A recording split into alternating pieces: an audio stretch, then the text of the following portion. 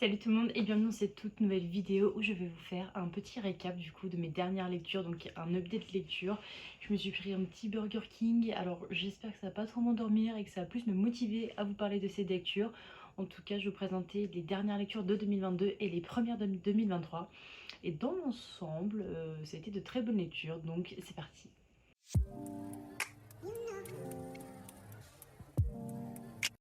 Je vais commencer du coup avec ma dernière lecture que j'ai faite en 2022. Alors je suis sûre de vous en avoir déjà parlé sur la chaîne, mais je suis pas sûre que ce soit dans un update lecture, mais plus dans un... je crois que j'en avais parlé dans mes 10 meilleures lectures 2022. Il s'agit en fait du Collège Maléfique de Cassandra O'Donnell. Et ici du coup on va suivre Emma qui est une jeune fille avec des particularités, on va dire, des petits pouvoirs. Et Emma en fait va intégrer une nouvelle école un peu spécialisée dans les enfants qui ont des pouvoirs ou qui sont un petit peu atypiques, étant donné qu'elle va faire amie avec une fille donc qu'on voit pas ici mais qui a de grandes oreilles comme un lapin, voire plus grande encore, et un mec qui ressemble clairement à un grizzly, et d'autres avec des aspects et des pouvoirs un petit peu plus spéciaux, on va dire, type sorcier ou ce genre de choses. Et là, il faut savoir qu'on ne sait pas exactement quel est le pouvoir d'Emma, mais on sait juste que c'est une fille un petit peu spéciale qui, en fait, sous, on va dire, l'influence de son père, va partir dans cette nouvelle école car elle le vit très très mal d'avoir cette particularité chez elle, on va dire, dans une vie normale. Et du coup, Emma va intégrer cette nouvelle école, elle va se faire des amis, elle va se faire des ennemis, bien évidemment, de la jalousie. Elle va rencontrer des personnes un petit peu plus particulières. Et voilà, il y a des secrets qui vont qui vont s'échapper, on va dire, du collège de cette école. Mais Emma, un petit peu à la Harry Potter, va tout faire pour résoudre ces secrets, ces mystères un petit peu qu'il y a autour. Et je viens d'apprendre du coup que ce n'est pas une trilogie, mais qui a 4 tomes, puisque le 4e tome sortira au mois de février là. Et d'ailleurs c'est parce que je vous dis ça parce que je l'ai vu dans les sorties du reste du mois de février, donc bref, tout ça pour vous dire qu'il va sortir très prochainement, donc peut-être que ce sera le dernier tome, je sais pas trop. Il n'y a pas forcément de suspense. Si je vous ai dit que le livre était dans mes 10 meilleures lectures de 2022, c'est qu'il a forcément été une très très bonne lecture. Et pour le coup, j'ai retrouvé vraiment la plume de Cassandra O'Donnell. J'ai retrouvé en fait l'élément qu'elle mettait dans ses romans, c'est-à-dire un personnage un petit peu sarcastique. Et je l'ai dedans. Alors c'est un roman jeunesse, oui, mais il y a beaucoup d'humour noir dedans et c'est ce que j'ai beaucoup apprécié. On est sur des chapitres plutôt courts, plutôt bien détaillés. Il y a de l'action, il y a de la magie dedans et voilà, j'ai beaucoup aimé le personnage d'Emma.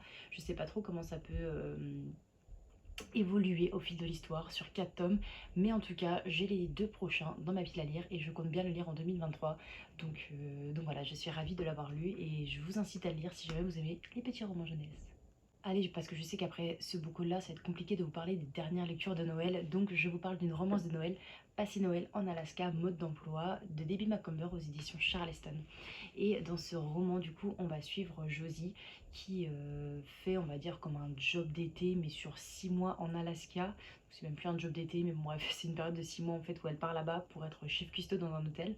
Sauf qu'arrivé l'hiver, l'hôtel ferme, bien évidemment, donc elle est obligée de repartir là d'où elle vient. Et c'est son but très clairement de repartir à Seattle, puisque un restaurant assez connu, enfin du moins le chef cuistot dans ce restaurant est méga connu, et donc du coup c'est un rêve pour elle de travailler avec lui. Sauf que elle a rencontré quelqu'un là-bas, en Alaska, et je sais plus comment il s'appelle ce petit bonhomme, Palmer. Il s'appelle Palmer, il est clairement, donc on est sur 2 personnes totalement différentes. Josie c'est la petite fille de la ville, on va dire, et Palmer c'est le petit bûcheron qui reste en Alaska, qui reste dans son cocon, qui n'a pas forcément envie de voir les gens, qui n'a pas envie d'être entouré de population, entouré de pollution. Il aime la nature, il aime la vie, il aime la relation avec les gens, mais pas avec autant de monde que la ville. Sauf que voilà, il y aura un petit côté où Josie, elle sait pas si elle doit rester ou pas, puisque c'est un peu compliqué. D'un côté, il y a sa vie qui l'attend. Elle est restée que 6 mois, ça fait pas si longtemps que ça qu'elle est avec Palmer, puisque là, ici, dans ce roman, en fait, on va pas suivre une évolution.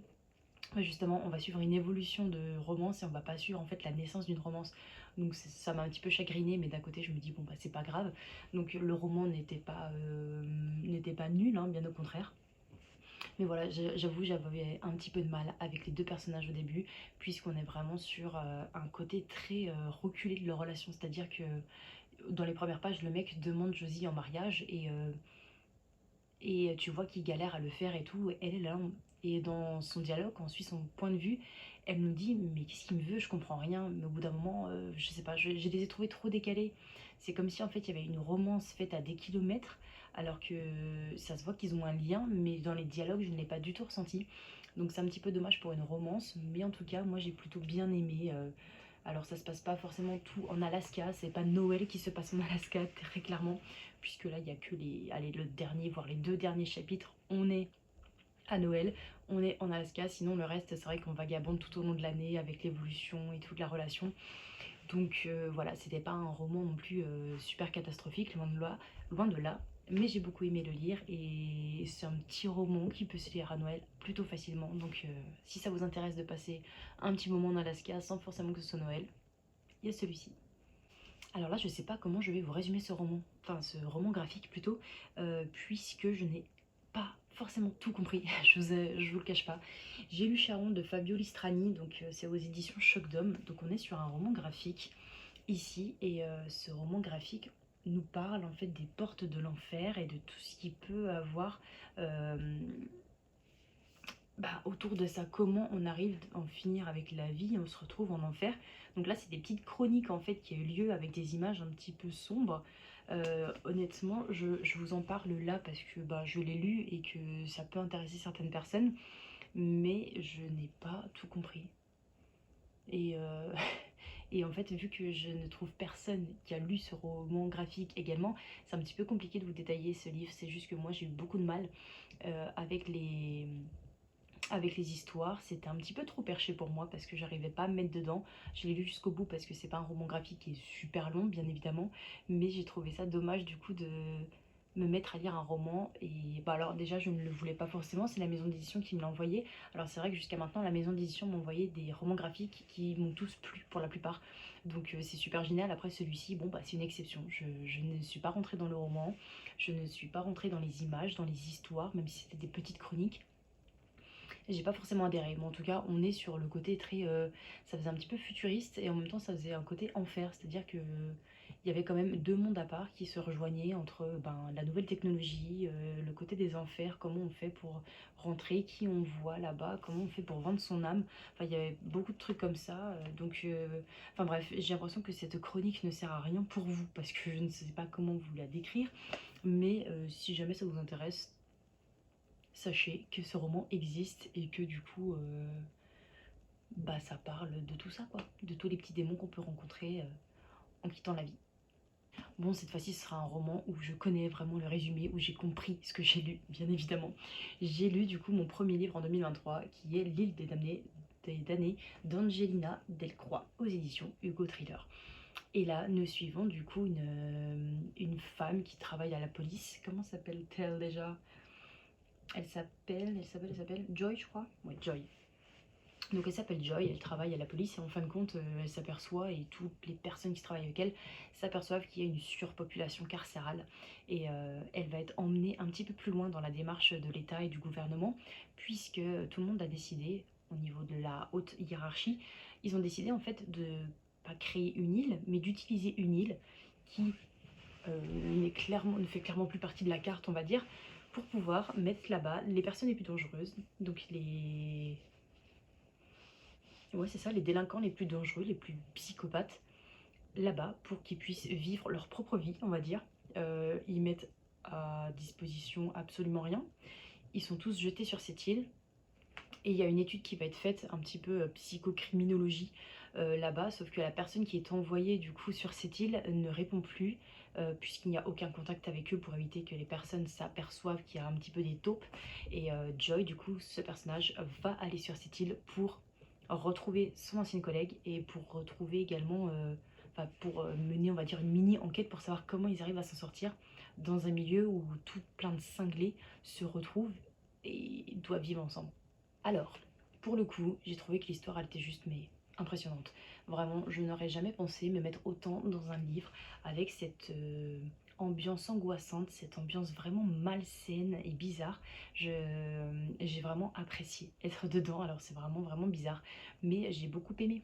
C'est un roman qui mérite d'être lu, notamment sur tout ce qui est études psychologie, comment on gère maintenant à l'heure actuelle une surpopulation carcérale. Est-ce que c'est bien de créer des prisons pour recréer des emplois en sachant qu'il y a très peu de personnes qui veulent travailler là-bas, ou alors est-ce qu'on prend les personnes les plus dangereuses, les criminels les plus on va dire ceux qui reviendront jamais du coup à un niveau sain d'esprit, est-ce qu'on les envoie à l'exil? Est-ce qu'on ne leur parle plus du tout? Est-ce qu'on les oublie à tout jamais?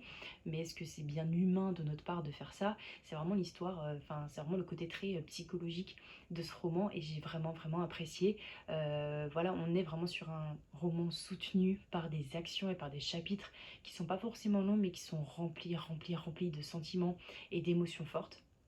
Et moi, c'est ce que j'ai adoré dans ce roman, très clairement. Je l'ai lu assez rapidement et c'est vrai qu'on ne voit pas forcément les 400 pages passées parce qu'on a des chapitres qui sont avec des changements de point de vue assez fréquents. Et j'ai adoré me mettre dans la tête de certains psychopathes, j'ai adoré me mettre dans la tête du personnage qui flippe à mort mais qui ne doit pas montrer qu'elle est là en tant que flic mais comme un détenu qui est arrivé sur cette île et qui est aussi cinglé qu'eux alors que non, en fait, elle est juste flippée. Et voilà, j'ai adoré ce roman, c'était vraiment sublime à lire et voilà, je vous invite à lire, c'est un thriller qui m'a beaucoup marqué et je pense que jusqu'à maintenant c'est ma meilleure lecture 2023 pour l'instant, donc j'en ai lu 5-6 de romans et je suis assez contente, donc je vous invite à lire. Et voilà, cette vidéo est à présent terminée. J'espère que je vous ai fait découvrir des petits romans que vous n'avez pas forcément vu passer. Je suis encore désolée pour la description du roman graphique de Charon parce que c'est vrai que je voulais vous en parler parce que c'est un livre que j'ai lu. Je pense que ça peut intéresser certaines personnes sur des points, mais moi malheureusement je ne sais pas comment je peux vous le décrire ce roman, donc c'était un petit peu compliqué pour moi. Quoi qu'il arrive, en tout cas, n'hésitez pas à me dire quelles ont été vos dernières lectures, voire votre première lecture 2023. Je vous souhaite de passer un très bon week-end et on se retrouve bientôt pour une nouvelle vidéo. Ciao! I know you're not mine, it's just my turn, but we can still have